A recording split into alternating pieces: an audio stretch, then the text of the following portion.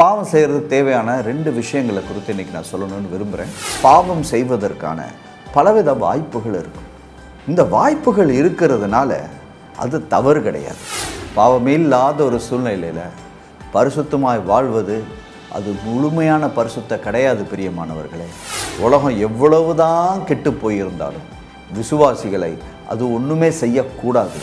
பாவம் பெருகினதுனால பரிசுத்தவான்கள் குறைஞ்சிருவாங்க அப்படின்னு நினச்சிடாதீங்க.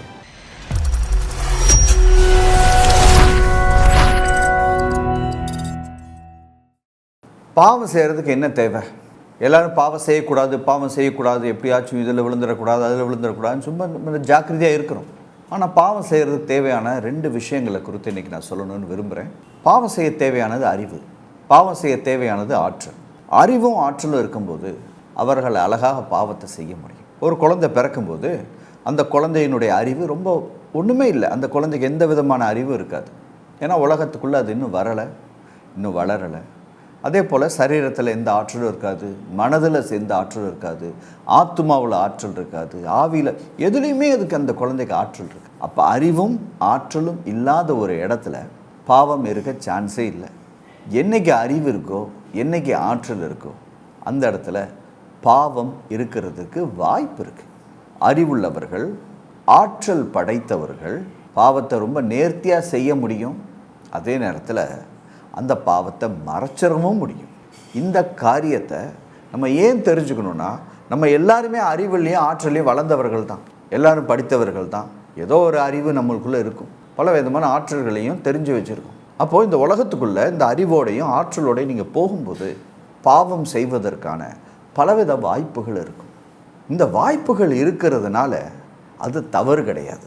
சிலர் என்ன நினைக்கிறாங்கன்னா, இந்த வாய்ப்புகளே இல்லாமல் இருந்தால் நான் பாவமே செய்ய மாட்டேனே அப்படி சொல்லி சிலர் நினைக்கிறாங்க. பாருங்கள், ஒருத்தர் வந்து கேட்குறாரு, ஆண்டவர் அந்த மரத்தை மாத்திரம் அந்த ஏதேன் தோட்டத்தில் படைக்காமல் இருந்திருந்தா பாவமே வந்திருக்காது இல்லை சார்?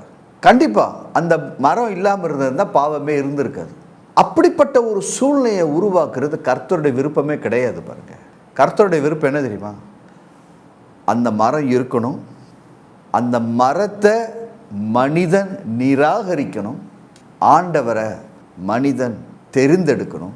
இதுதான் கர்த்தருடைய திட்டம். கர்த்தருடைய திட்டம் வந்து அந்த மரமே இல்லாமல், ஒரு பாவத்துக்கான சூழ்நிலையே இல்லாமல் இருக்கும்போது பரிசுத்தமான ஒரு ஜாதியை உருவாக்குறது கர்த்தருடைய விருப்பம் கிடையாது.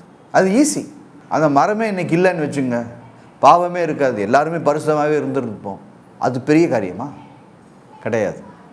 கர்த்தர் மனிதனை எப்படி படைத்தார்? ஒரு காரியத்தை தெரிந்து எடுக்கக்கூடிய ஆற்றல் படைத்தவனாகத்தான் படைத்திருக்கிறார். பாவம் செய்வதற்கான ஒரு வாய்ப்பையும் வைக்கிறார்.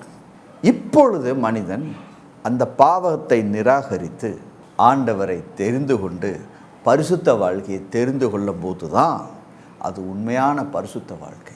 பாவமே இல்லாத ஒரு சூழ்நிலையில் பரிசுத்தமாய் வாழ்வது அது முழுமையான பரிசுத்த கிடையாது. பிரியமானவர்களே, இன்றைக்கி சிலர் சொல்கிறாங்க, உலகம் ரொம்ப கெட்டு போச்சு சார், இதனால் விசுவாசிகளுக்கு ரொம்ப தொந்தரவு.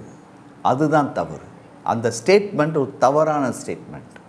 உலகம் எவ்வளவு தான் கெட்டு போயிருந்தாலும் விசுவாசிகளை அது ஒன்றுமே செய்யக்கூடாது, அது ஒன்றுமே செய்ய முடியாது. நான் கர்த்தருடைய வழியில் தான் வாழுவேன், நான் பரிசுத்தமாக தான் இருப்பேன். அப்போ பாவம் செய்வதற்கான வாய்ப்பே இல்லை. பாவம் பெருகி கிடக்கலாம், எங்கே போனாலும் பாவமாக இருக்கலாம்.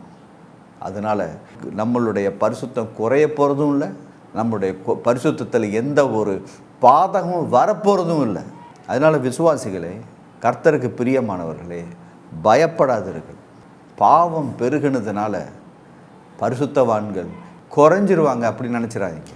பாவம் பெருகலாம், என்ன வேணால் பெருகலாம், பரிசுத்தவான்கள் மிகவும் அதிகமாய் பெருகுவார்கள்னு நம்ம தெரிஞ்சுக்கணும். இந்த காரியத்தை நம்ம தெரிஞ்சுக்கிறது நம்மளுடைய வாழ்க்கைக்கு ரொம்ப முக்கியம்.